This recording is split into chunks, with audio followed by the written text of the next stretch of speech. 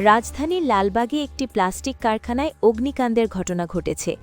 আজ বুধবার দুপুর ১:৩০টার দিকে লালবাগে চেয়ারম্যান ঘাট সংলগ্ন ইসলামবাগ এলাকায় অবস্থিত ওই কারখানায় আগুন লাগে। খবর পেয়ে আগুন নিয়ন্ত্রণে আনতে ফায়ার সার্ভিস ও সিভিল ডিফেন্সের ৫টি ইউনিট ঘটনাস্থলের উদ্দেশ্যে রওনা দেয়। তবে এলাকায় তীব্র যানজট থাকায় ফায়ার সার্ভিসের ইউনিটগুলো পৌঁছতে কিছুটা বিলম্ব হচ্ছে বলে জানিয়েছে কর্তৃপক্ষ।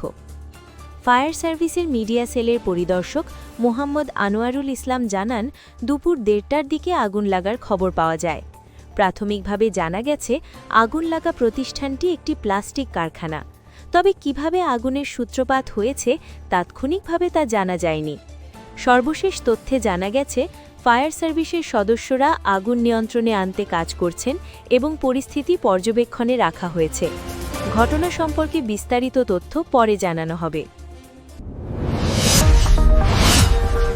Subscribe now for daily news and updates.